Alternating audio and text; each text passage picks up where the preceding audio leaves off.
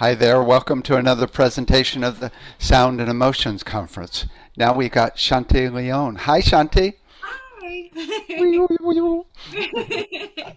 Shanti, whose name means peace, was given to her mother to give to Shanti during a meditation and was born into a mysticism community to two master teachers in the order of Melchizedek and participated in healing of hands and spiritual work, Eastern and Western modalities, including the Tree of Life, from as young as 2 years old. Shanti's Kundalini was activated as a baby, and her gifts of being able to communicate, see, and experience divine beings began right at birth when Mother Mary appeared to her out of the womb. Having majored in opera, she has had a successful music career in pop and rock divisions, having won a Billboard Pop Songwriter Award, worked with the camps of Black Eyed Peas, Aguilera, and has sung around the world, even shared the stage with Yes and members of the Eagles and Ozzy Osbourne, and is now a shamanic practitioner. Four wins. She's yoga instructor, Kaivalaya. What's that, Kaivala? How do you say that? Yeah.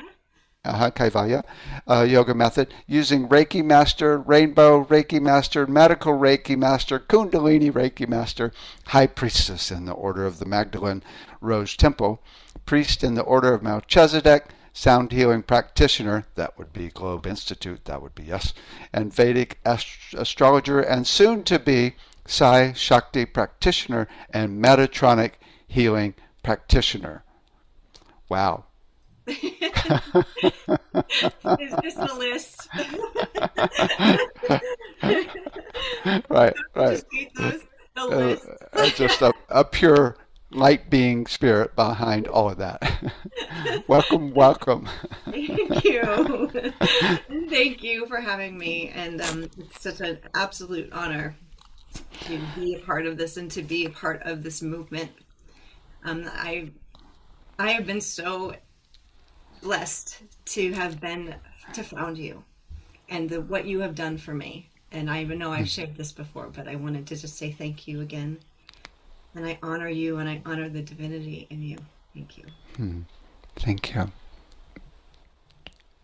So, what have you been up to lately? What have I been up to lately? So much. But and I know that a lot of people can understand this with everything that's going on in the world. And as someone, all of us light workers who are here doing this, you're never done with the shadow, right? You're never done working on how can we refine yourselves? Because every single time something happens in the world, the first thing that I do is think, well, how is that mirroring something in myself? Mm-hmm. Because everything that's happening in the world is a reflection of our own inner life. And how have I contributed to this? So Mm-hmm. we look at the war. How have I contributed um, to being violent towards someone? And violence doesn't have to look like physical violence. It could be energetic violence. Mm-hmm. How have I contributed to that in the world? How have I gotten so angry that I was irrational and I took someone else's free will away? How have I done that? And I think it's really important. That's why I keep Kali here. Kali is the goddess, and she's the goddess that in a terrifying form. So she'll see her with like legs and skulls and blood, and she's a long pointy tongue. But the fact of the matter is that this is the terrifying form of the mother that reminds you to look at your own shadow. And if you can't face that, then you really have no business doing work with other people, because we have to face the shadow in ourselves so that we can help other people with their own shadow, because that's all we're doing really is. So the question is, once you see that stuff, what do you do with it? Yeah. Well, and is it, and the question is in yourself or in clients? And it's probably And self, even in self, in to yourself. start. Mm-hmm. So the first thing I think that's really important to do is to be honest about what's happening. I think awareness and consciousness have to do with hardcore honesty, and not honesty in a way that is judgmental. There is what I've been learning so much from the divine beings is how much acceptance is a part of our growth. So being able to, without judgment, And without qualifying, judgment is even in the qualification. It's not good or bad. This is just what's so. This is what happened. This is what you did. This is what you really did underneath it. And being, look under the rug. Not being afraid to look underneath the rug at the dirt that's been pushed up under there, because you have to see it. And when you see it without qualification, without the judgment, and you accept it and embrace it. Here's one really interesting thing that you can think about from a sound perspective. A lot of us have downloads, so we're getting ringing in our ears, and I'm sure you're getting them all the time. We're all getting them. So, but one of the things that's really interesting about the downloads is that if you hear the download, acknowledge that you're hearing the download, and tone with the download, which I am sure you do. I just Oh yeah, match it. exactly. Exactly. If you match it, it literally just gets absorbed into this like awesome space, and it's no longer this what's happening like distortion. It's actually now integrated. The council, like the beings that I work with, they actually, Ascended Masters and the Archangels, they actually showed me the same thing that can happen through fear or terror. That if instead of going, oh, I'm scared, and we push it away, I don't want to feel fear. That's bad. I don't want to feel that. If instead you embrace it without a qualification, you don't think it's good or bad. It is. I am scared at this moment. You can take an embrace, an energetic embrace, and bring it into the heart, and it will turn into love. And they've showed me this, and it sounds oversimplified, but it is the truth. That when you go and you put it into love, into that space. Now, let me say though, these things that we say these things, a lot of us, you and me, David, we say these things, but there are people that haven't cultivated that heart center. Mm-hmm. So they're going to have a different experience with that than people who have. It could cause anxiety if they just embody it. Because I often say, it's not really good to make the sound of fear, right? But so it's really it's kind of like wrapping it in love. Yes. Uh-huh. And it's not embodying. Uh-huh. You're embodying, but you can bring it if you have cultivated a heart center that is loving and compassionate without qualification, like unconditional. It just is accepting of what is. I get this. I literally got this because my aunt who died. She's my best friend, and when she died, she went into these processes, and she was coming and visiting me and telling me about the process of her death. And so I would say, "How are you? Where are you now? What's happening now?" And at one point, she had said, "Well, I'm much better now." She's like, "I just went through the macro stage, and now I'm at the micro stage." And she said the macro stage was when you were looking at your whole life like through a big umbrella, like this is the overall view of my life. This is what happened, all these things. And the angels were telling her that she needed to just come to a place of acceptance. With those things, without qualifying good or bad, no inflation or deflation, none. That's what happened. Accept what happened. And then she said she went to the micro stage, and she said the micro stage was the really hard stage, because that was the stage where you had to see all the little tiny things that sent ripples into other people's lives that you didn't even know. So you said this, and it did this to this person, and this to this person, and this person did this, and all of these little micro waves that were sent out. She said it was the hardest thing to go through, and it was like painful for her, because she wanted to qualify.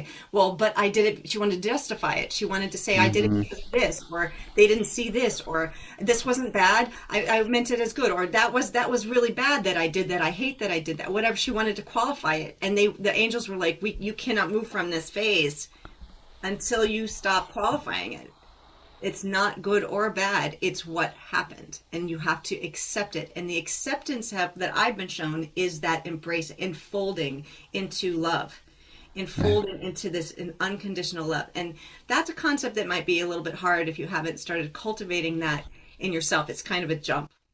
So I often think of what is as, well, it's frequencies or combinations of frequencies. It's relationship between frequencies, and it's or a certain flow, musical flow, right? So I think of that as a river, it's like looking at a river. You don't go, well, that rock in the middle really sucks. It's in the way, right? It's causing a blockage. No, the water's going right around. You just look at the river and you don't, it's just what it is. It's a combination. It's just frequencies or music. Yes, and it's very important, like you said, to just be like, no, that's just what it is, and that it's not. You have to accept the responsibility that, well, yeah, you did put the rock there. Do you know Uh-huh. what I mean? Like, Uh-huh. the rock was there, you did put that, and you don't even have to make it as a blame. You just did.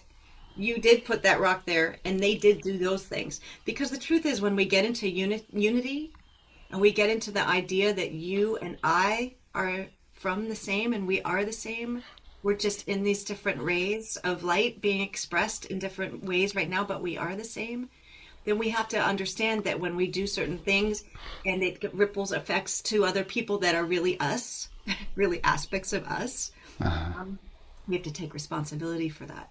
And it's not responsibility blame, it's responsibility awareness. Like, oh, what I do actually caused these things. What I do actually matters.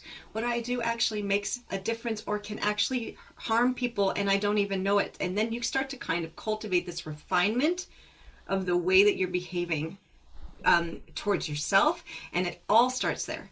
It always starts in how you're treating yourself. So when, back to your question, when you look at the shadow and we can look around us and go, okay, so I see right now what I'm being shown is the suffering, the immense suffering of people losing everything that they have for something that seems completely unconscionable, and someone we can go on and on and on about all these judgments about that.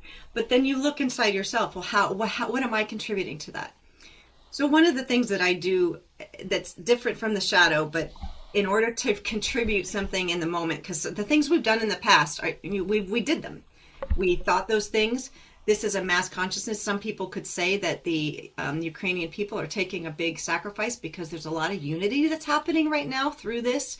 There's a lot of unification in just our country alone. Right. It's heart opening when you see suffering like that. It is, and we could thank them from the bottom of our hearts for being the sacrificial, and that's, and I don't mean that any of this is right or any of this is good. It's just what's happening as a result of what certain people's their conscious decisions were. So this is one of the positive results is the unification that's coming through that. But when we're looking at that is the pain and witnessing this heart opening that we're having for other people. It's so important that we as spiritual leaders and as spiritual community take the opportunity, because when our heart is open like that, when we're having a heart opening of feeling something deeply for someone other than ourselves, right? We want to take that moment and send that love and send unconditional love and the sound of peace, the sound of unconditional love and support, the sound of healing. We want to send that, especially when our heart is breaking. And the fact is that it takes us having put in a practice. We have had to have practiced the sound of peace in ourselves so that in the moment when we could be triggered and we could fall apart, we can go and stand up as that leader and go, I'm going to play that song of peace right now for you. And we know a lot of us who do Reiki or do any kind of energy healing, sound frequency, we know that it travels and that there is no difference between here and there, that we can have them right here in a contained space. So we literally are healing everybody that we see.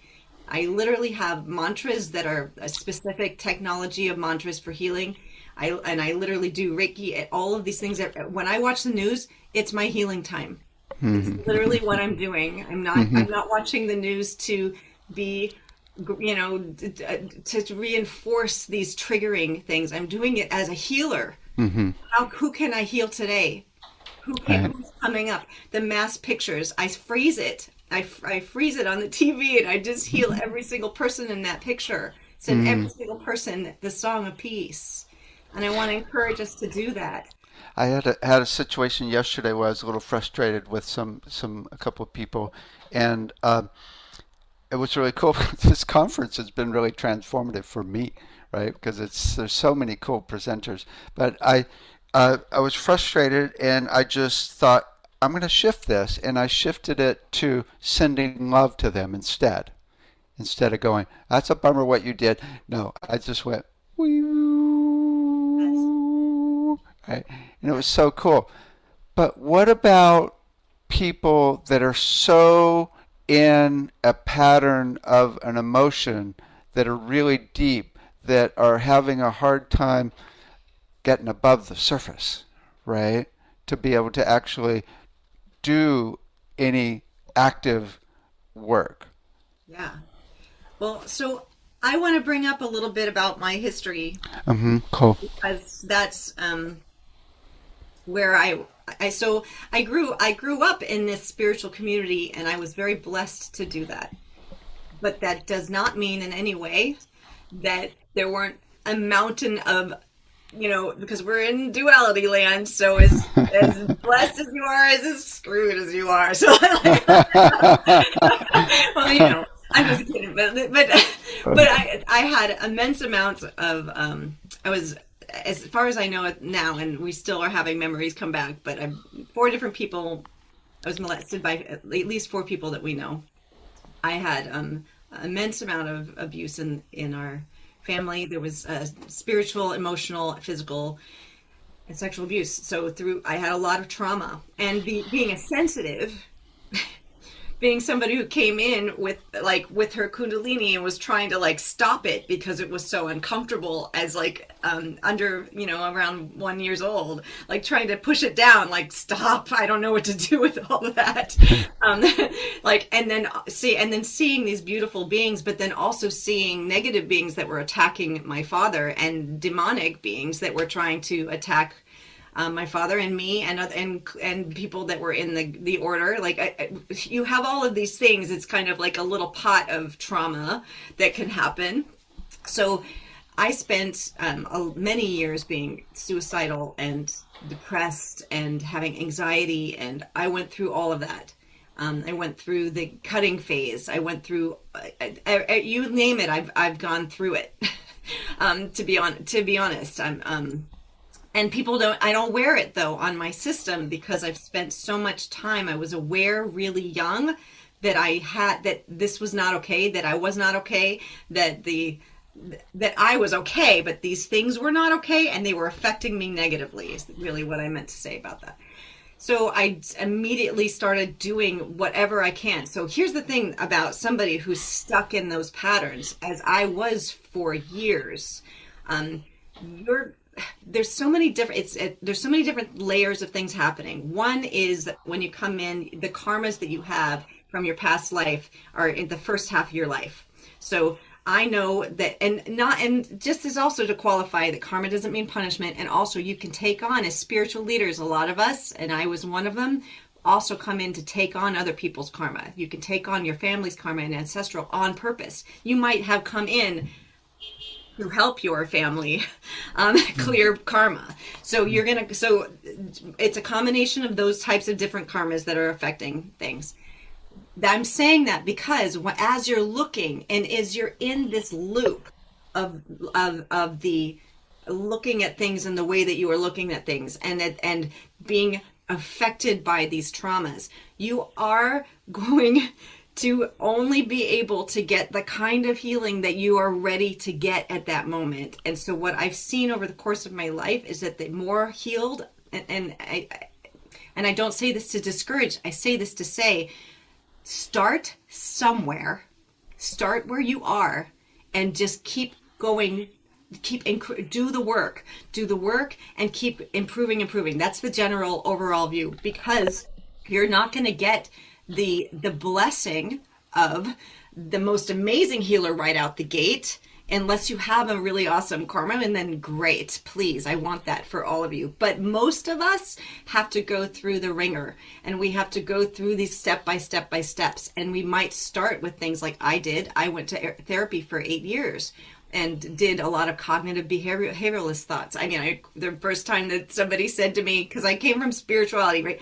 The first time somebody said to me, you know, what you really need to do is realize that there's a really bad way of reacting. This is how it kind of is taught. Like, this is the really negative way of reacting, and this is a super positive way of reacting, but you want to react right here in the middle. And I was like, that's what people do?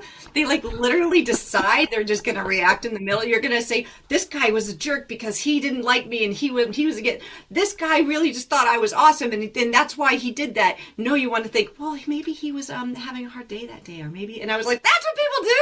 And I remember thinking, that's crazy.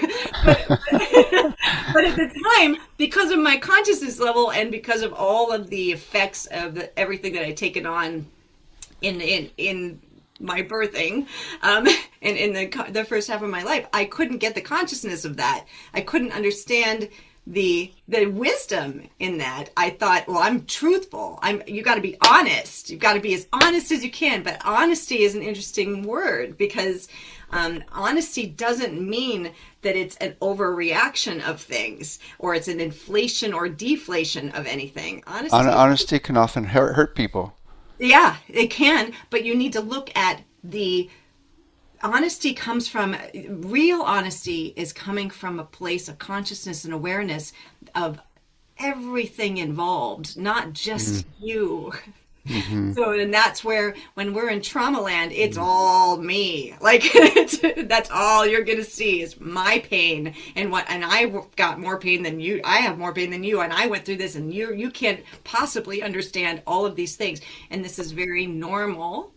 There's nothing, and so the first thing, I mean, really, there's nothing wrong with the way that you're reacting. You're reacting exactly normally for somebody that's gone through the things. It's just, if I talk to somebody that's going through any of those kinds of traumas, there's nothing wrong with any. I've been raped. I've had all those things. I know there's nothing wrong with you. You're actually absolutely reacting normally. That's not the issue. You just know that who you are in your higher self is beyond that. And so and it's hard to get there when you've got this pain, like it's in your body. So there's so many different modalities to do that. There's emotion code work, which helps with your body. Getting it out of your body, that you're going to want to go to healers. In fact, I would recommend a lot for people who are just starting out. You need to find some people that you trust. Could be therapy professionals. You never ever want to doubt the significance of what can happen in a therapy session, because of the way that they're trained. My parents are both psychotherapists, so I know a lot about. I grew up in that and went to my dad's doctorate classes with him as a kid. But so, like, you never want to underestimate the power of that.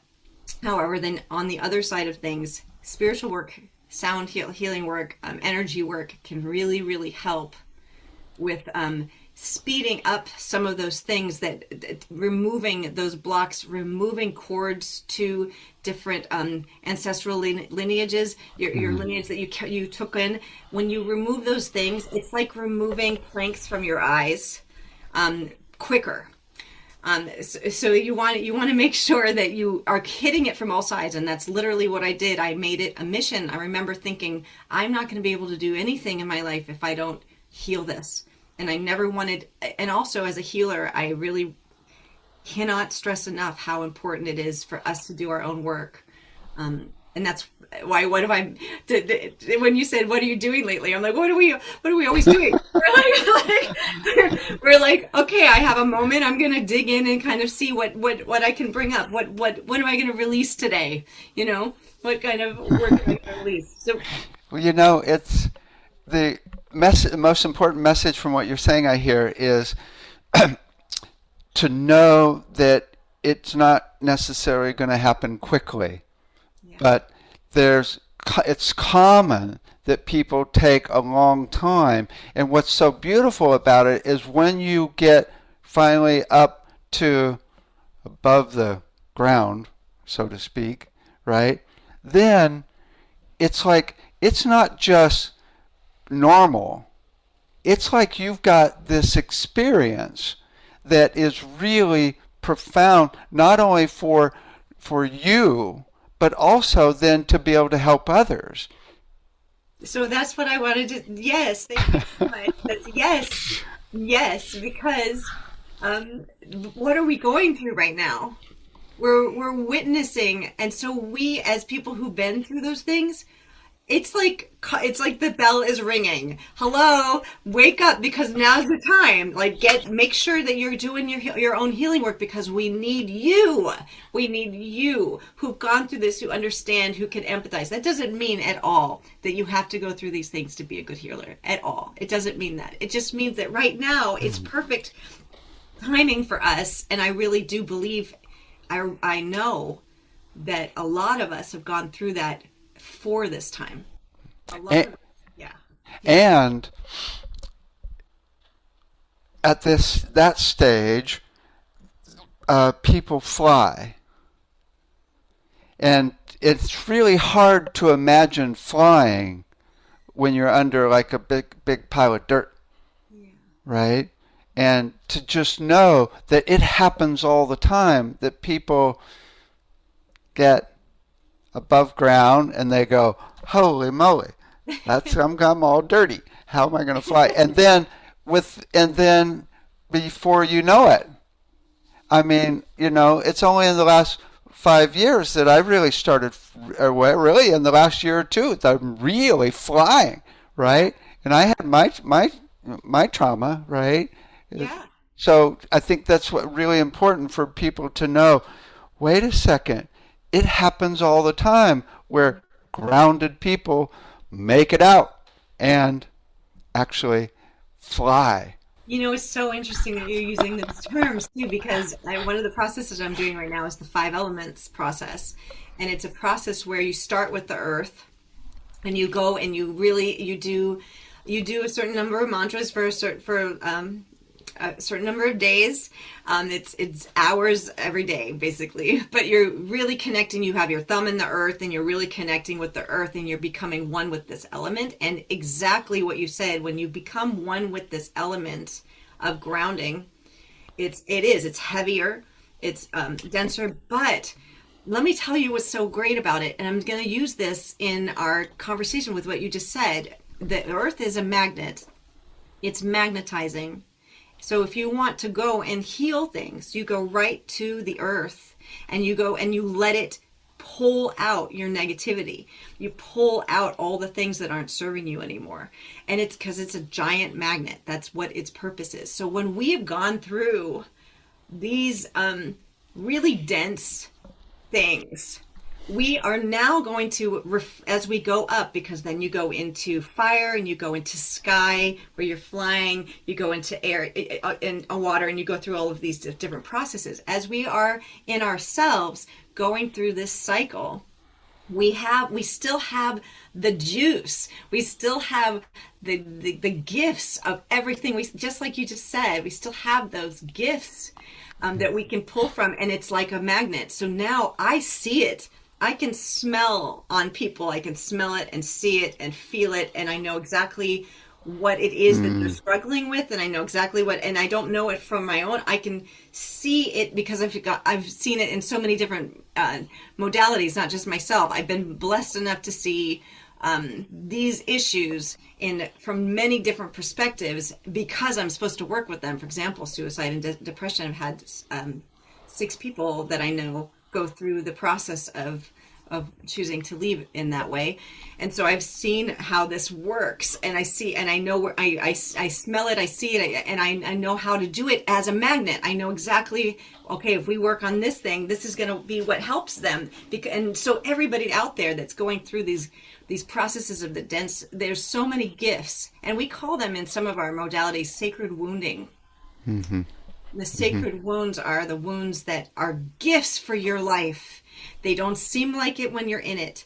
It's it's some of the worst things that you feel like you're going through, but they are the biggest parts of gifts. They're points of gifts, points of getting the divinity. It's where your heart breaks open and the light comes through.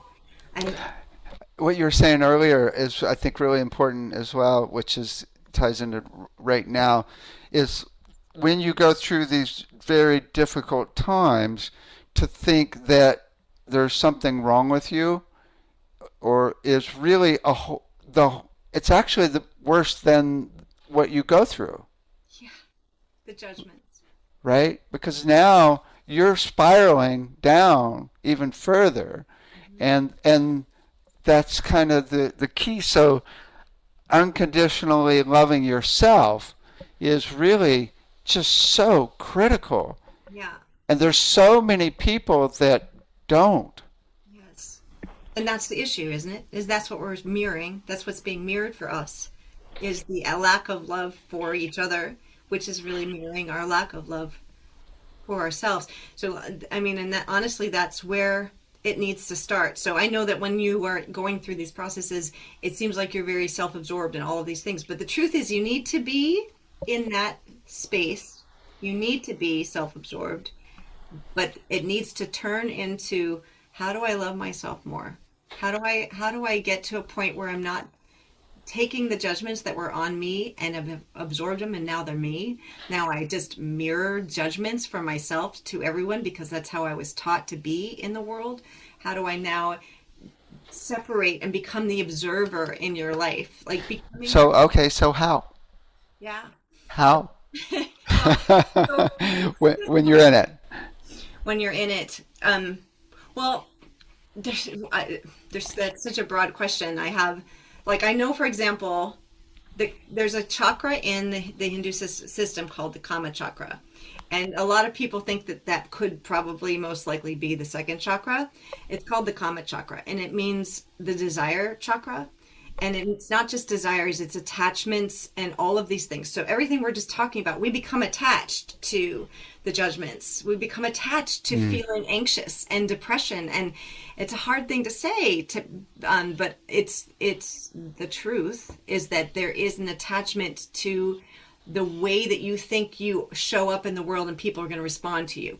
You Which is, I'm sorry, which is reflected in the way the brain creates neural pathways, yes. which are, in one way you think of that's like really cool, but the other way it's their ruts, Yes. very deep ruts that are very difficult to change. Absolutely.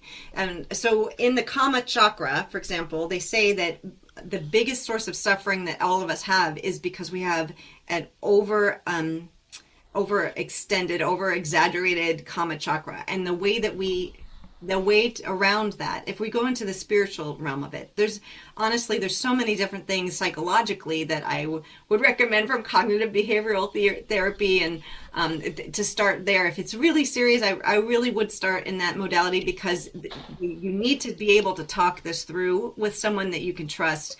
You're not, the more ethereal things are going to be a little bit difficult for you to trust, because you've got those neural pathways that tell you you can't trust people and that it's never going to happen for you, and that you've Mm. got all of those Mm. saboteurs. So you need to kind of work through that in the denser ways, which is therapy. And therapy can also go, like, my mother would roll over that I said that, because my mother, because she's like, she's a spiritual being as well. I mean, she's a, master teacher and Melchizedek, but but it does start with the cerebral thing. But the way to work with this Kama chakra is that we need to work on our third eye. So when our third eye is much more power, we have more power and fire. Third eye is the fire center. And so when we have this fire center built up, we can actually start to control the way that our karma is working, the way that our desires and our attachments are working. But what that means is that we'll have more discernment. What that means is we'll have more awareness and consciousness, so that we can start to see other points of views. We can start to see that perhaps it isn't the best idea to go running through and screaming in the movie theater right now, even though we're upset by something. But we could have discernment. In fact, every time we see The fact is that when you see like somebody went out and they were very angry and they acted out through violence or crime or whatever, you can say, well, their kama chakra is very it's overpronounced, and there's nothing wrong with the kama. Keep the kama the way it is, but work on the third eye, which means working on the consciousness. And there are techniques to do this. And in Hindu, there's a saint. His name is Sri Kaleshwar, and he is a divine saint that does he's performed miracles. We're talking like the Divine Mother shows up in person in flesh, like not with your eyes closed, but you can touch this person. These kinds of a whole bunch of I don't want to scare anybody, but like a lot of objects. You can bring objects up and out of thin air, like really beautiful, amazing. Turn water into wine. Those kinds of he did miracles. He passed in 2012. So, but the one of the techniques that he says that are from the palm leaves, the ancient palm leaves, the secrets, has to do with certain mantras, which really are just sounds with certain rhythm and cadence that has been cultivated and discovered by the rishis through their process, that this is what works. And so there's a lot of mantras, and we talk about mantras a lot as sound healers. But there are some that have been proven scientifically or just experientially to work. So one of the mantras is to do G, J-I-G, is the third eye chakra. Now, this is the thing about dikshas, which is the rules of how these things happen. There are specific times that you do these things and how many and all of that. But G is the mantra that would open this. And then we also want to cleanse the chakras in our two eyes so that we stop seeing this illusion. So back to the ones that are suffering. So G, you just say G over and over? G, and you're thinking in your third eye. But there's a timing of when to do that. And to be honest, it's something I want to say that I just want to make sure that we all understand that a practice of consistency is really important, and it builds on itself. So you start maybe with the Om, which is also a really great mantra for this, and the Om will retune, as you know, your whole system. It kind of aligns, everything's the primordial sound, so you can start with something simple and go to these more advanced techniques. But G, and then you also do at night she, because SHI, because what you're doing is you're removing the veil, you're removing the Solomon seal from the third eye, and you're removing this veil of illusion that what you're witnessing in your life is you, that what's happening is really all there is, or that you believe, oh, my life is never going to be this. These are all Maya. These are all illusions.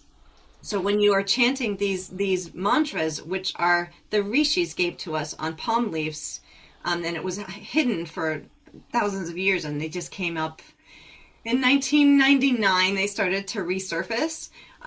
But when you start to do the chants in the specific times of day, and that kind of thing, you will remove this, and then you also want to go into your heart chakra. Well, it also takes you out of that second chakra.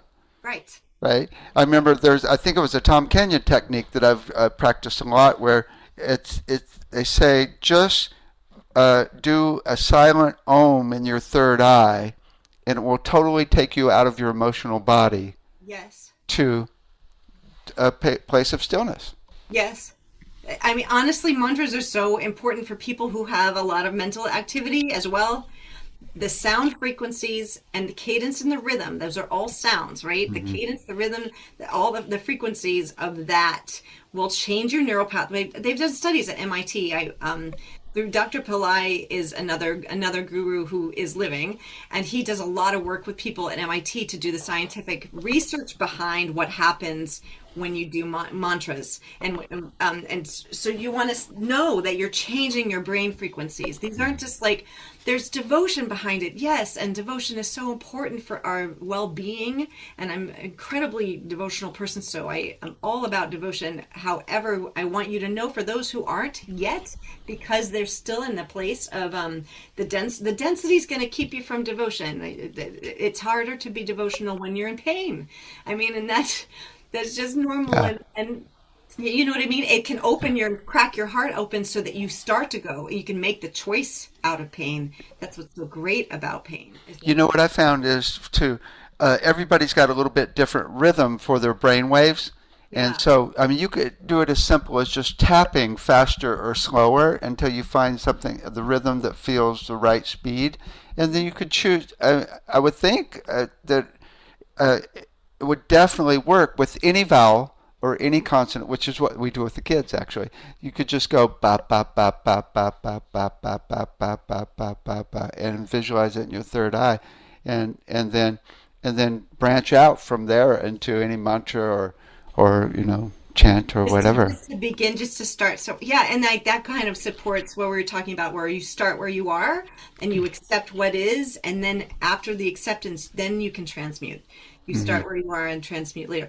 I will say that the rishis have said that there are specific sounds and vowels for certain things, but that might be more advanced, and that might not be where you're at. But I do want to say that the most important chakras that will help with these reactions that you'll want to look into, and I do have a course that will be talking about these things, but the third eye, and I'm putting my thumb like this on purpose because this is called Shakti Pot, because the heart center, you go into your heart center, you sit there, you open the heart center and imagine that line of light going down the arm and into the thumb, your right thumb.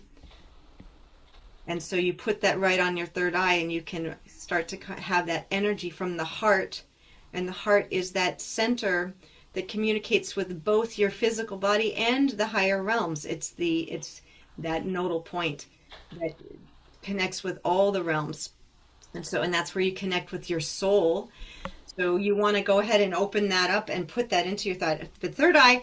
Then you have your heart, which the sound for in this process of building because what you want to do is have a really strong third eye that can have the discernment and the wisdom, the higher self wisdom, to override these the desires and attachments and reactions and all those things that are causing all of us so much suffering.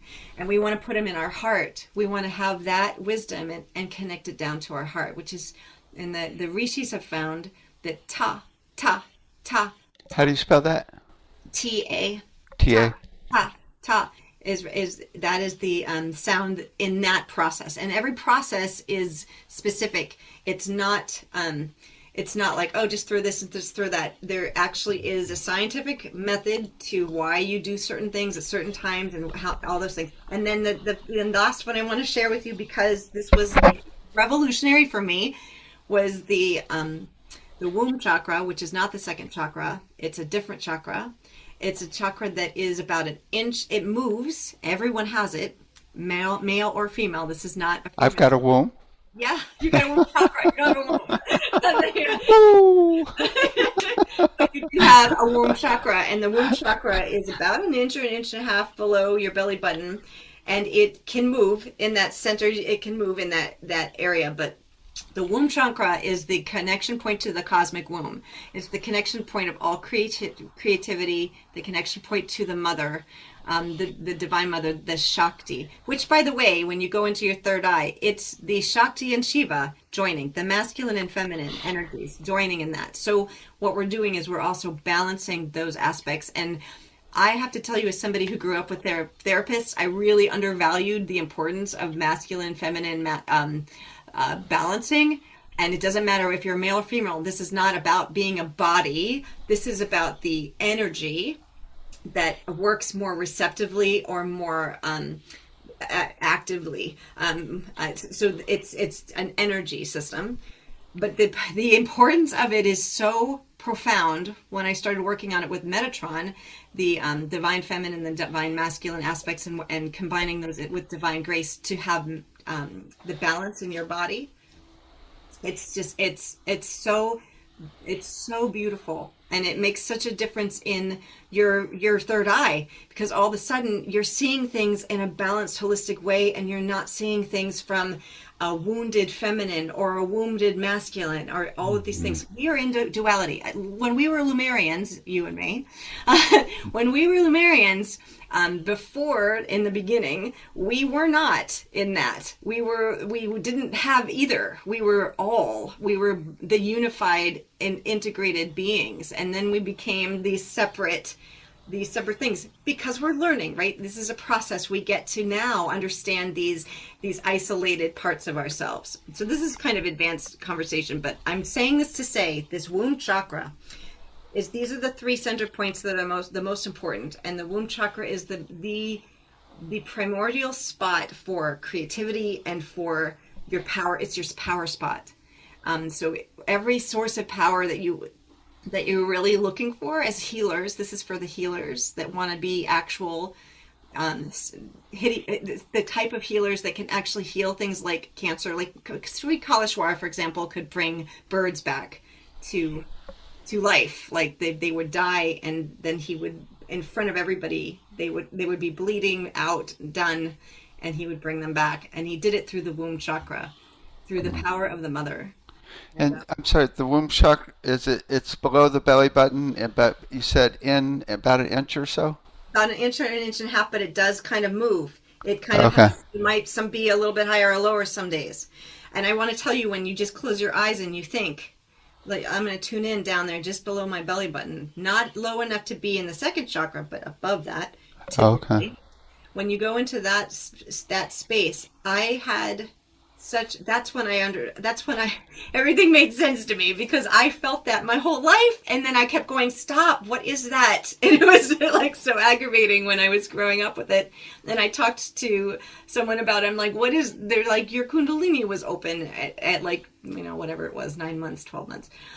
They were like, no, you came in with that kundalini, which is why I could see the beings, and why I had that's why the gifts that I've had is because of that. And anyway, I don't want to go into that. I just wanted to let you guys know that there are energy things that we can do to actually help with this karma, to help with, because that's the point of suffering, is the over attachment to our desires, and our over attachment to what's happening. Everybody's singing this song on the news, and it's the song of, this person did this, and this person's awful for this, and can't believe this, and everybody has a reaction about every single thing. And these are songs that we're hearing.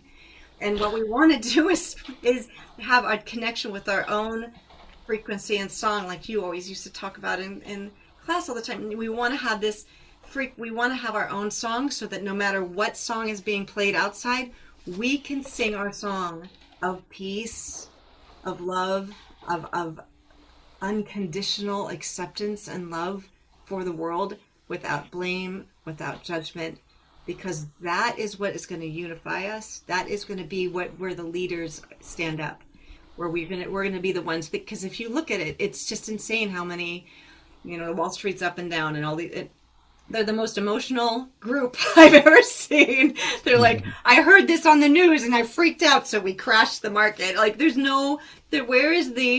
the consistency and the stability of self in any of this? Why are we freaking out because there was a news press release? Like, what? Right.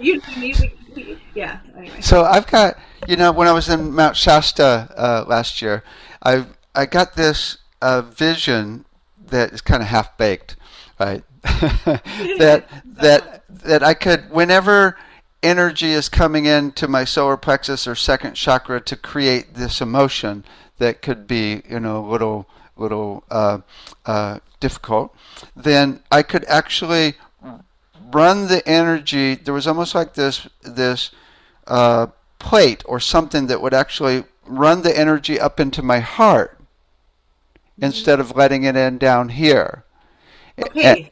So yes, there's an actually, you're so amazing. There is a practice that I actually was thinking about giving, and you said that, so I'm like, okay, angels, let's do it. There's a practice, and it's to reset the parasympathetic, and this is something that everybody can do. However, I do understand that some people are, and honestly, everybody gets there, so there's nothing, no blame or weirdness about it. Like sometimes you need somebody else to do that because you're just like overcome with emotion about things. But if you're in a place where you can reset, this is to reset your parasympathetic nervous system, and it is exactly that. And I'll tell you the fine tunes of it. So because we can't, it's a 20-minute process. We don't have time to do it, but I can walk you through what to do exactly. So you want to take your right hand and you want to put it on your heart center. You want to first, as we do, and this is symbolic for everything. First, you want to take note of your own heart center. You want to feel the state of your own heart center. If you feel a beat, then great. What is your rhythm? What is your hum in your heart right now? What are you really experiencing? And once you kind of get a sense of this center, you want to go to the back, right straight back to the spine, and then draw. We're all sitting, so if you're laying down, you don't have to go down the spine, but since we're sitting, you're going to draw that white line that goes down the spine and out, down the coccyx out, down into the ground, and you're going to go down into the ground, into the earth chakra, so that you're connected up, but you're going to go straight down, and you're going to walk down. And I do this in the meditation a little bit so you can get this part of it. You can start to walk through it. You're going to go all the way down into the mother's heart. When you connect into that ball, that line goes right into that ball. It's like a big fiery ball that you connect into. And I'm sorry that we can't lead it through now, but I'm just gonna talk you through so you have it. So I'm sorry. So you go to the center of the earth, and there's a fiery ball that is like the mother's heart. Yes, Uh-huh. it's like this big. It's her heart center. That's where her all of her intention for the whole world. That's where her consciousness resides. In that, it's like you can see it when you go down. You'll start to see. You might see crystals. You might see around it, but it's this big fiery ball, and you're going to take this line from your heart and plug it into that ball. And when you plug it in, you're going to see that energy move up that line, up your spine, all the way back into your heart. And now that ball of light, her heart, the mother's heart, is going to inform your heart. And you'll see that it's a slower rhythm, the slower, deeper, and it will change the rhythm of your heart. Now that's the first part. The first part is connecting down. You got to feel your own heart. Where are you? What's your rhythm? Where are you? You always want to be aware and start cultivating awareness of yourself. And then you go down through your spine down to this, you connect into the mother's heart, and then that beat informs your heart. And you need to wait until it starts to kind of beat together. And you'll see it'll slow. Her rhythm will entrain your heart rhythm to be slower. And then you take your left hand and you put it on your second chakra. So that's the Kama chakra. You're going to put it on the Kama chakra, the second chakra. And you're going to feel with your left hand, how's my second chakra doing? And a lot of times, not always, but a lot of times you'll feel the second chakra, the energy pulse, it's kind of whirly. It kind of goes, it's kind of not steady. It's kind of like whirly. Yeah, the sound. It's just got this thing. So you want to then, as you you still have your right hand, because you're maintaining the mother's information of the heartbeat into your heartbeat, and then you're bringing that down. And now it's going to also inform the beat of your other heart, which is in your Kama chakra, your second chakra. And now what you want to do, and when you get, this takes a minute to find the second chakra and your heart chakra beating together, informed by the mother. When you find it, do 20 minutes, hold it. And what you're going to feel, you may feel And you might not find it the first time, but you will eventually find it, because what you're doing is resetting the nervous system, your parasympathetic, and you want to take that time to hold it, to go, yes, the mother's heart is now informing your entire system. It's informing this kama desire center, it's informing your heart, and it's all beating as one. And you might feel this, because when I'm working with clients, and this is typically how I end sessions, is I will have that in there. You might feel the infinity between them. So it's like they do this for a little while, and then they're together. They're all together, but they kind of go through a process where they start doing. First, they're like, they're all crazy, but then they start to do this waving back and forth, and it looks like the infinity going like that. And it's just this like, okay, yeah, we're gonna do this. We're gonna do this, and then all of a sudden it starts to beat together. Now you want to do this process once you get that locked in for 20 minutes. And then you can, another little hint, if you want after that, is to go into the third chakra, right, at the base of the sternum, the third chakra, and anchor that down back into the earth star, which is about 6 inches down in the earth, so that you have that anchored, and then maintain that. You want to do this process at least 2 or 3 times to actually reset. This is a shamanic practice, but you want to reset it, you have to do it a couple times. So that's the issues that I have with clients. I'm like, okay, you're going to feel really good, but you got to come back, because it's not going to hold as much unless we do it like a couple times. But you can do it for yourself if you're feeling like you can access that. If you aren't, you can always find someone who can do. It's called decoupling, and I do it, but you can also, and sometimes I do it, if you don't have any money and you're struggling, just email me, because it's really important right now that it makes me cry, but it's so important that we reset this. And if we reset to the mother's heart, it's this unifying beat that is what we were made of. It's what the planet resonates. We want to go that deep and resonate into that. And that's where we can all be unified. And that's where resetting the parasympathetic is a really big deal as far as being able to work on this kama. Oh, Right? oh, I was just, while you're saying that, I'm thinking, I want to find that tempo and create a song. So we should do that. We should create a song based on that tempo. Love that. It's such a beautiful, her hum is so beautiful. I was thinking about Oh, you. okay, okay. I'm sorry. Go ahead.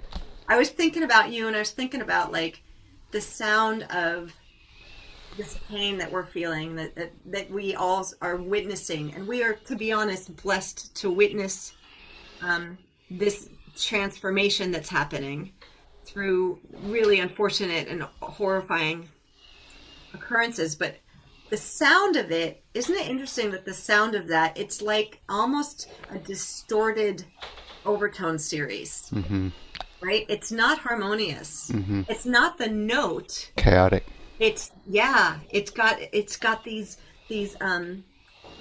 intervals that are distorted and off, and the tuning is off, and that's what we're listening to all the time.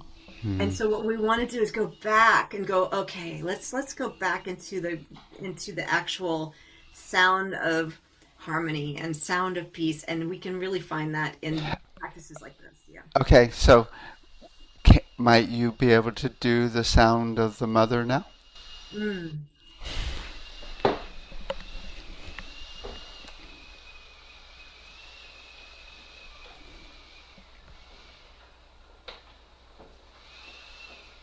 So the first sound that I hear is very low. It's a low. And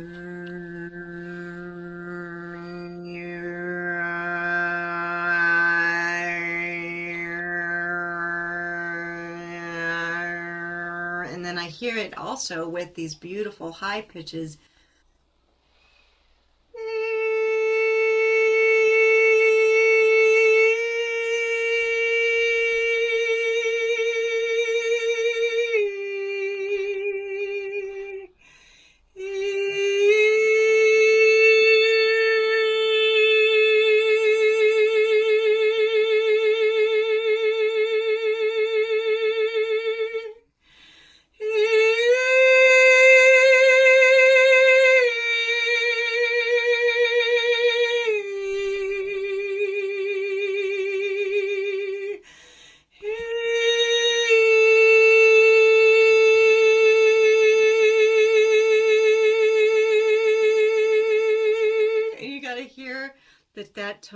going the whole time, that underneath it, and then these beautiful, and then she's also got these really sweet, it's just like a chorus of,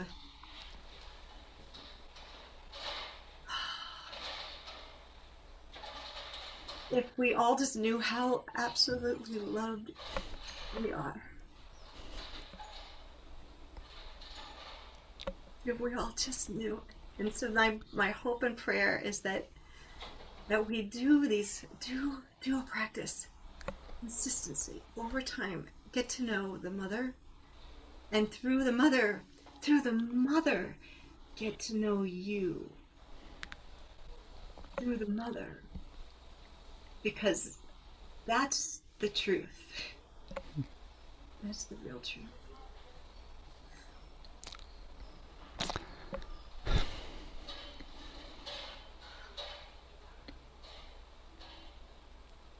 We should definitely do that song. We should definitely. Oh, create it? Oh, okay. You want to? Oh, yeah. I mean, record it. Yes, yes, Yes. yes. Yeah. You can channel it and record the basic version, and then we can create the rhythm and everything from that. Yeah. We got it. We got it. We actually got it kind of now. I hear all the parts. I hear high, sweet, like ethereal. There's this bass and the rhythm. Her pulse is like this beautiful. It's like the blood of the rivers. You know, her blood is the river, right? So Water. Yeah. So this is different somewhat from universal love, what we think of as universal love. All of these different, like for that just There's a lot of love out there. a lot. It just reminds me of like when I learned Reiki, and then I learned medical Reiki, and then I learned Kundalini Reiki, and then Rainbow, and all these different things. And you think, oh, it's going to be the same. No, it's just this time. But once you understand, see, that's the thing, subtle energy. Subtle energy, the more sensitive you become, and I want to encourage everyone to go there. And you need to do this with protection and with boundaries, and all of these things are very important, and you can learn that. I mean, literally, that's what I'm doing in my 3-month course, is teaching all of these things and many modalities. It's the kind of course that you can do if you are a beginner or if you are advanced, because it depends on, I've formed it in a way where you can kind of choose how you want to do this. But there's live transmissions every Sunday. Where you will have transmissions and activations from the Ascended Masters that are corresponding, who have stepped forward and want to work with the corresponding chakra, the node that we're working on. And they will be with you for an entire week, and I'll tell you how to work with them and how to. It's a beautiful thing. But the subtle energies, the universal love and the mother's love, are like the Pisces, the Vesica Pisces.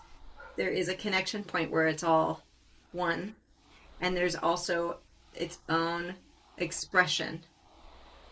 It has an expression, but in the Hindi tradition, if you go really into the deep ancient mysteries, which the Divine Feminine is nothing but mystery, when you go into the mysteries, the absolute everything is Shakti.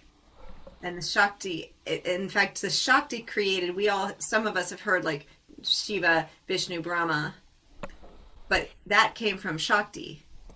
The primordial Energy of everything is Shakti, that has been divided into these other expressions for different functions and purposes. So I would say that there is an absolute, it's the same, and at the subtle level, if you approach it like you approach universal life force energy or unconditional love, when you approach that like from a Reiki standpoint, it feels a little different than when I'm going, let's do the unconditional love from the source of the mother. It's different, but it's the same. Like Vesica Pisces, there's a connecting point. Does that make sense? Yeah. Love that. That's fun questions. It makes me, oh my God, so I'm just kind of going off now. So it makes me think about the then there's the central sun, which some say that is the actually center of the galaxy, or the center of the whole, and the center of the whole universe as well. And then Yeah, so there's that point where it's like, when does it become it's the center of this, and so where how do we fit into the universe if it's the center of the universe as well? Does that mean that this whole galaxy is the center of the well, it's a hologram. It just gets it's bigger and bigger on the spiral systems. It's a one way I think of it. You know, it's like you could look at the central sun inside the atom inside a cell, Yeah. or the one in the galaxy, or the one in the whole universe, and they've all got a little bit different energy. Even the sun itself, and From versus the Earth yes. Mother itself. In the I'm Hindu, kind of just fishing here. no, but in Vedic astrology, I'm a Vedic astrologer too. I don't know. I always never tell people, but one of the things about Vedic astrology, which is really cool, which I love, is what you're talking about, which is that the planets are beings. Mm-hmm. Planets are not stuff.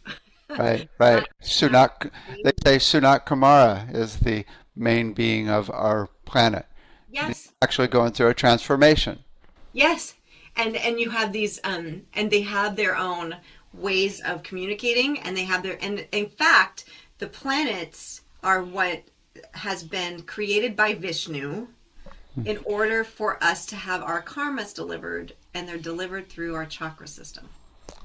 So, and it's like they keep all the records, like, Akashic records. It's really just like, that's what they do. They keep all of that. They keep a recorded thing, and it's compartmentalized. So you have like, oh, the sun is going to deal with your power and your soul, and all these things. These Venus is going to be the material things that you are desiring, and your relationships, and so each one has a compartmented, like, this is their jurisdiction to maintain and keep records of, and so every life that you come back, they deliver those karmas to you. And so a lot of the things that happen in our chakras aren't even things that we might not be aware of consciously, because they're being delivered from past actions that haven't been completed yet.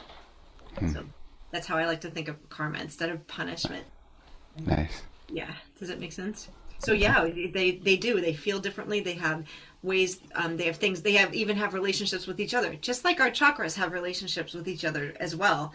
And so harmony that we talk about, I talk about the chakra scale. We want to be harmonizing in our scale. So we want to go into those chakras and go, well, how do you feel about the second one? And how do you feel about the third one? And you do processes to figure out how to get those more in tune with each other, which again is what we're mirroring, the lack of harmony in the world. And so how we can start to make that change is the harmony within us, and we can do that through our chakra scale. Nice. So tell us about your meditation that's coming after this. Gosh, I hope I can remember it. It's like they're the best when you can't remember it all. Oh, and you go to the mother. Absolutely. Yes. Thank you. Yes. I go to the others. You can see that process in the beginning, but we're not holding the beat, and we're not having the beat come through. Oh, one thing I do want to say that I wanted to make sure to say about the meditation is how important it is for us to clear our energy fields all the time. And one of the processes I use, we call it discharging. Or decharging, so that we're not, because it's so easy right now, especially the more sensitive you are, it's near to impossible to not pick things up. You can put all of the barriers, Like little boogers, yeah, little entities. Yeah, yeah. smells. A lot of smells out there, but like, yeah, like if you, yep. So you want to be doing clearing. So I started the meditation out, which is why it's a little bit longer. I started the meditation with a clearing, because if we're going to be sending peace And unconditional love, you want to do that as a pure vessel where you're actually channeling the actual energy. And so the reason, so it's, I want to say that to make it conscious that it's important to clear all the time. Like, and there's so many different ways. You can do it with fire. You can do, because the eyes are fire, right? So we've got the third eye and we've got the eye, and the fire comes through the eyes. You can look at a flame. There's a flame. And you can look and put your third eye and your eye on the flame and point your fingers at it and think, I'm discharging everything that I absorbed. And you can do it through fire. You can do it through black stone. I think I have a black stone around here. Here. You can take a black stone. This is a fancy one, but you can take any black stone, this obsidian, and you can say, Divine Mother, I'm Divine Mother, take my negativity from me now. Take anything in and around me now. So, and you literally will feel it being pulled out as soon as you make that intention. You don't have to say Divine Mother if you're not into that. You can just say, please take my negative energy. I had a psychic just teach me to tune into the energy of Neptune. Oh, wow. It's like when you do Neptune, it just clears out all entities Yeah. like this. Mm-hmm. You can ask the angels, archangels to come in. There's you can go out to the earth and you can put your thumb on the earth or barefoot on the earth and ground, and it's a magnet, remember. So if you're charging something up in your life and an energy, don't go on the earth yet because it's going to take it. But you want to, but if you want, but every time we do a healing on anybody, this is for healers again. Anytime you're doing a healing in it, please spend at least 10% of the time that you spent healing somebody decharging.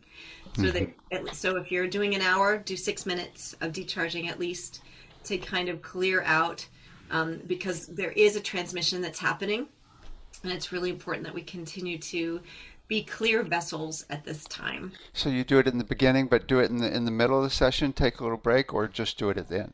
We do it right at the end, and it's important to do. In the beginning, you can do things like washing your hands with cold water, and you can definitely set up sacred space. And there's a million ways that we all know how to do millions of that. But when you afterwards, immediately after decharge, I have mantras that decharge. I work with the earth, and I do fire because fire is so powerful for decharging. But you want to make sure that and you can do cords, you can remove cords, all of that stuff. I do all of it, to be honest, because there's different levels. Some mantras will remove the karma because when we work with people as healers, we are taking on some karma. It's happened. That's why it's important for us as healers to work on our own stuff to make sure our karma is really nice and strong. Our womb chakra is really strong, so we have the protection circles around us, and that we can decharge that karma so it doesn't harm us. Because we're helping other people. We're taking that and going, okay, we're going to help you by removing that, but we're not going to keep it. You know what I mean? So you want to end by sending love and peace to the planet? Yes. Yes. Are you leading this, or am I leading this? You can lead. Okay. Okay. Okay, so to do it quickly, so we're not doing it, because the meditation does that. At the end of the meditation, it's sending out peace. Okay. After you're a clear vessel, you connect with the mother, and then at the end, we are sending peace. Then maybe we should do sending love to our own heart. Yeah. Yes, soothing love to our hearts. Okay. So let's go ahead and put your hands on your heart. And as you put your hands on your heart center, imagine that it's like a hug around your whole body. And you might feel and ask, I'm going to say, for everyone involved who are watching this now live or watching this in the future, I ask you now to have the Mother, Divine Mother, wrap your arms of love around all of us now. Enter into our hearts. And I see colors. I'm not sure if you guys are seeing this, but the colors of pink and like a rose red coming in. And it's spreading through your whole body. Let's go up first into the chakras of the throat, where we hold a lot of karma. A lot of people get jammed up there, and it prevents us from feeling and hearing the upper consciousness. So go there with this beautiful energy, feeling, sensing, knowing, hearing, because it also has a sound.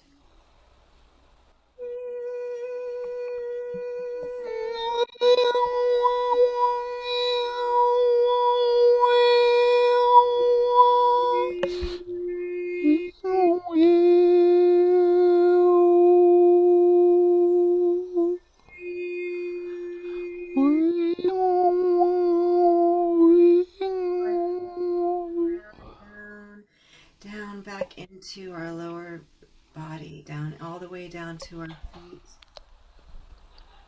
where Archangel Sandalphone has a connection at your feet, and Archangel of Music help us harmonize.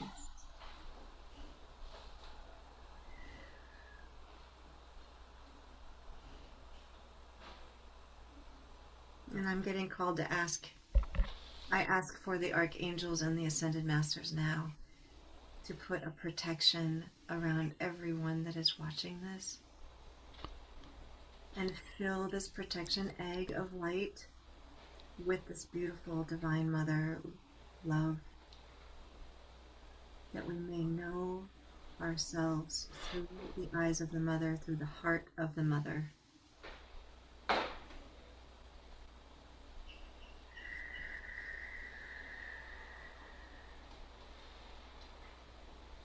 May we all see clearly that which we really are. May we all see clearly that which we are to be, and why we are here, our purpose, our divine purpose.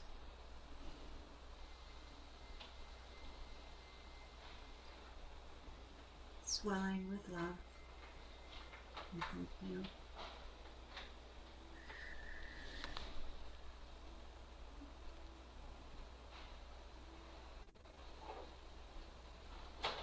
So as you go about your day, just ground that into the earth again.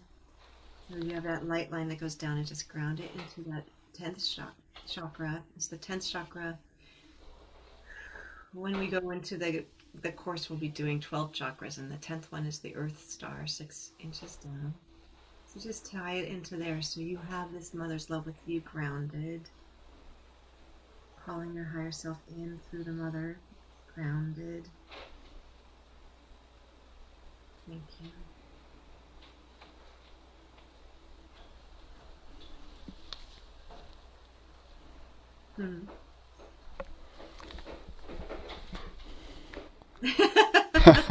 That look on your face. Are you okay? It was just Yeah. It's like this bubble of light surrounded us. It wasn't a total process, but there was a lot of things that, like, I feel so much the importance of protection and connection is so important right now. So I think I wish you so much. I'm so grateful for you and for the being that you are, and all the work that you're doing in the world. Thank you so much for everything that you are. You're so inspiring. And you're just that lighthouse, that beautiful star. So thank you so much. Thank you for all you are and all you've brought forth. We're going to do healing now. Yeah. I'm not even going to play the final video. We'll just leave it in peace as we go into the meditation that you've provided. Oh, okay, perfect. Love. Much love.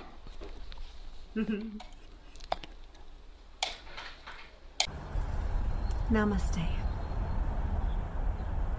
I honor the light and the wisdom in you. Thank you for being here. It is so important that we gather during these times. Today we will be clearing ourselves so that we can be a better instrument of peace in the world. We will be aligning with the Mother's heart so that our heart can radiate her immaculate peace, which is so needed right now. So just close your eyes and take a deep breath. As you breathe, so is your life. So breathe smoothly and slowly. Exhale. Breathe in. And breathe out. Feel your body settling in, calming down.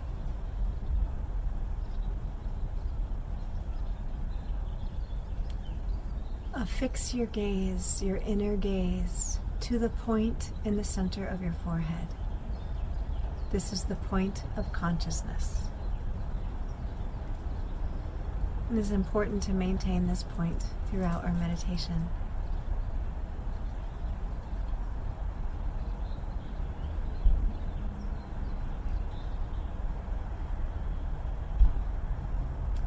Become aware of a golden light around your body, an egg of light. This is your own field. You are the only one that can give permission to an energy that enters this field. So build it now intentionally, as strong as you wish, with love and compassion, and without strain.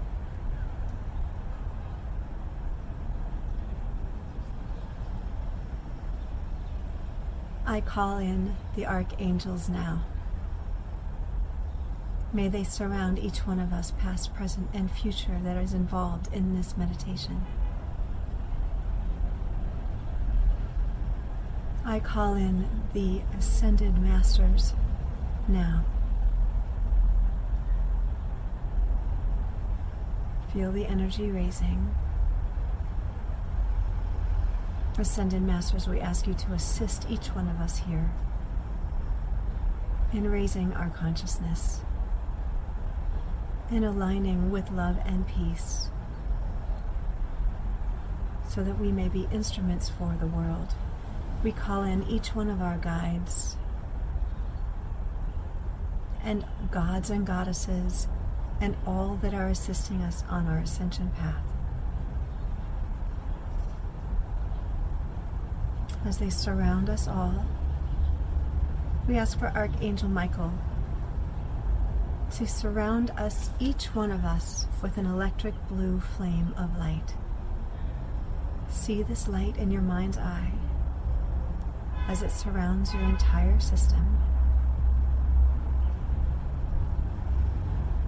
Thank you.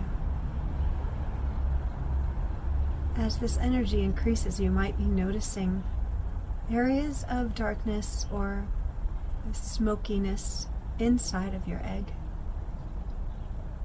We will ask now Archangel Michael, we ask you to take your sword of white flames and cut any cords that may not be serving us anymore at this time, that are draining us of our energy and are preventing us from our divine path. We ask you now to cut in the front.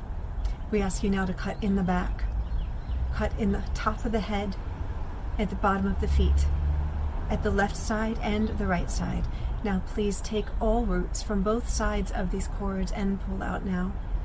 All of them on all sides, pulling them out now. We ask you to take the roots and cords up through the egg into the light, up into the light now, up into the light now for each one of us, up into the light now. See all of them going up, and we seal with the electric blue flame. Maintain our golden egg. We ask Archangel Raphael to come in and to please heal any tears or harm that has been done to our auric field. You may be feeling shifts. Even in the sound can be a little bit different when they help you with your auric field.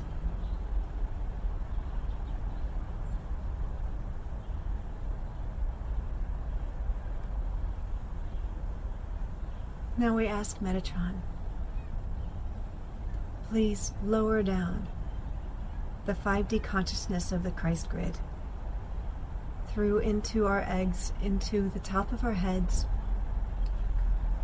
down through our neck and our shoulders, and connected into our heart centers, into each one, past, present, and future.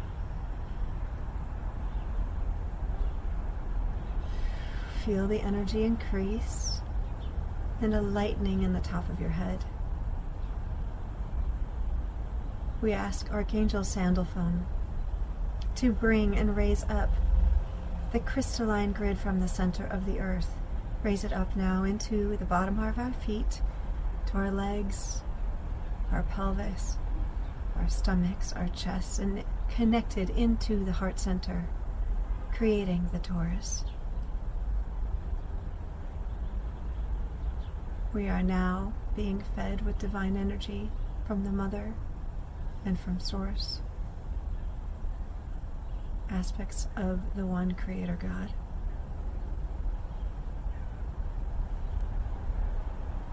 Now go ahead and put your hands on your heart center, maintaining the gaze in the center of your forehead, the consciousness center.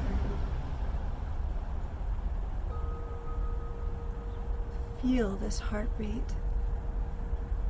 Feel the rhythm of your heart chakra, the love note.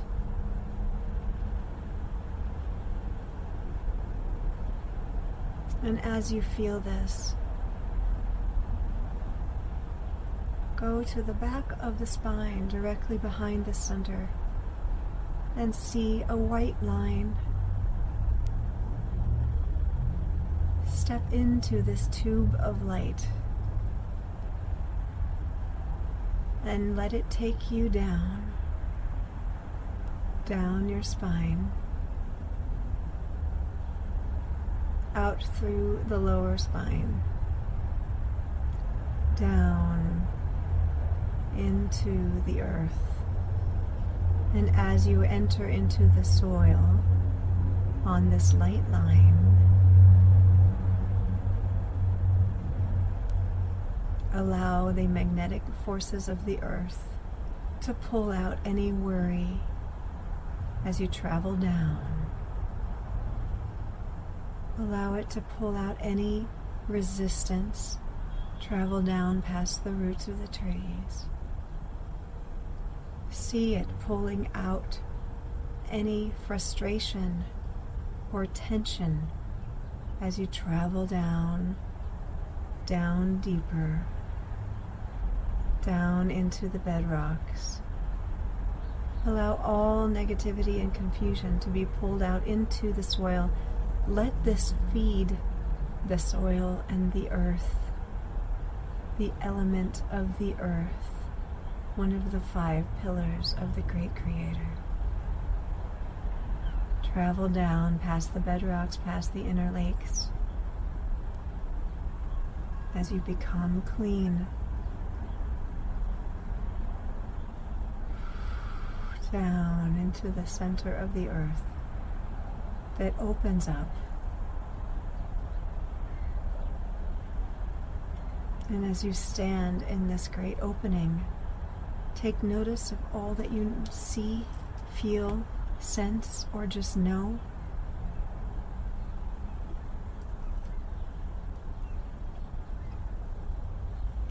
And in front of you, you see the mother's heart. And let this appear to you as it needs to appear to you.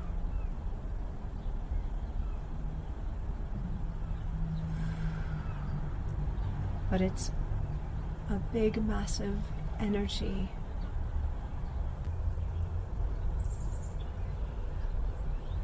it calls you and draws you in.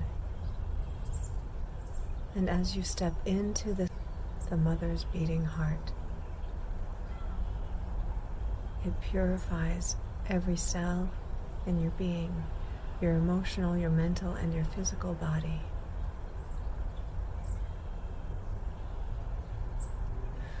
Just breathe out and say to yourself, I am willing to receive Divine Mother. You may get a gift, and you may have downloads of codes, an upgrade to your system.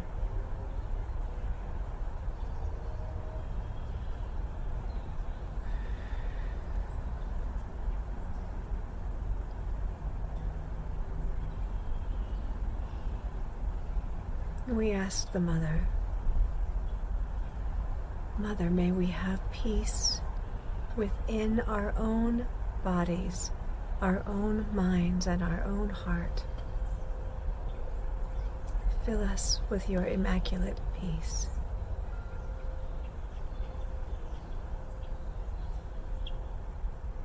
And feel your body lightening and shifting. Breathe it in. Breathing in, I am peace. I and the Mother are one.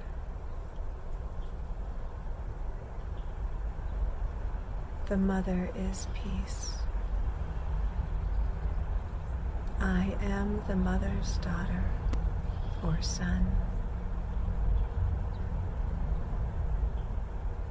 The Mother and I are one. I am peace. Feel old conflicts drift away, burning in the heart of the Mother.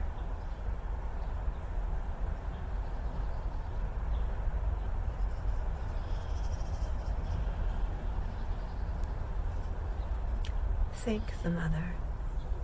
We thank you, Immaculate Mother, the pure heart and peace of the world. Thank you. Our connection to the cosmic womb.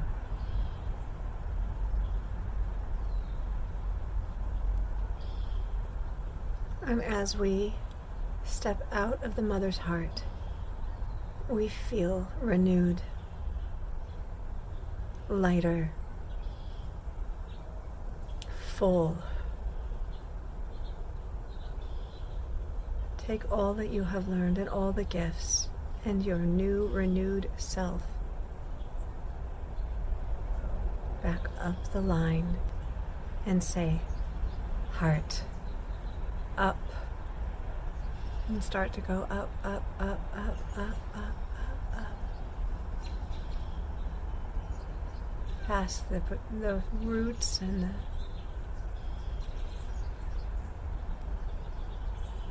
back up into your own body, up the spine, into the heart. Now feel where you have your hands on your heart center. The pulse has slowed, and you are now connected with the Mother's heart.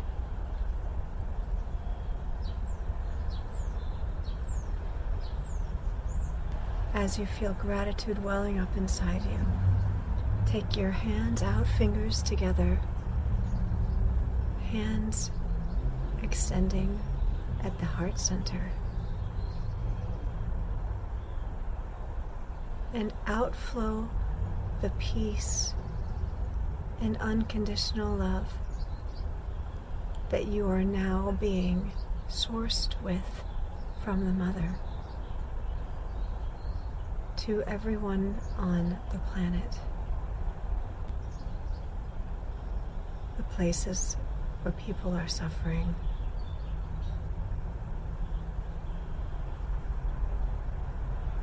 Take a deep breath in and send the energy out. And we will now do this on an Om, the primordial sound of all creation. Breathe in.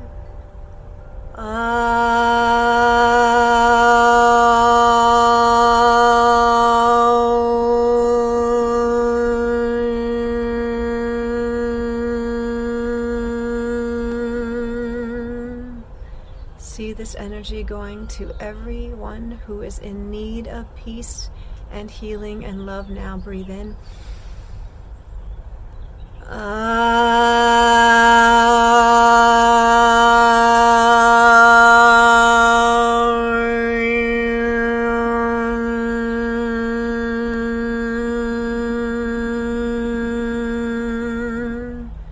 Into their hearts, connecting them with the Great Mother.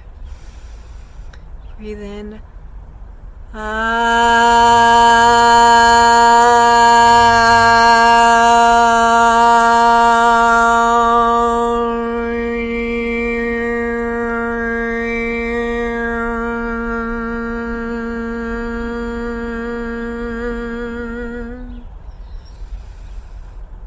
And I will sing the song of peace.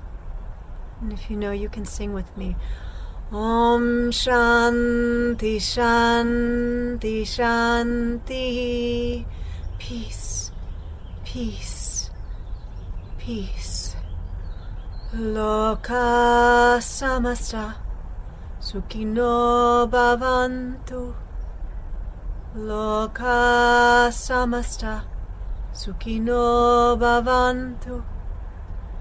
Loka samasta sukhino bhavantu. May all have peace and happiness in this world. Peace to everyone. Om Shanti Shanti Shanti.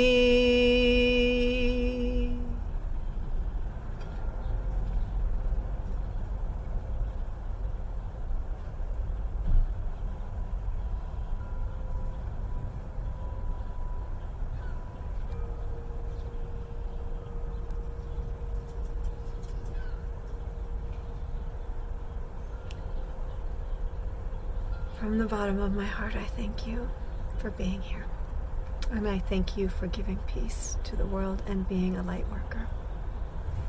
You are so needed and so important. Thank you. Namaste. This has been a presentation of New Earth One Network, your home for New Earth living. Visit newearth1.com.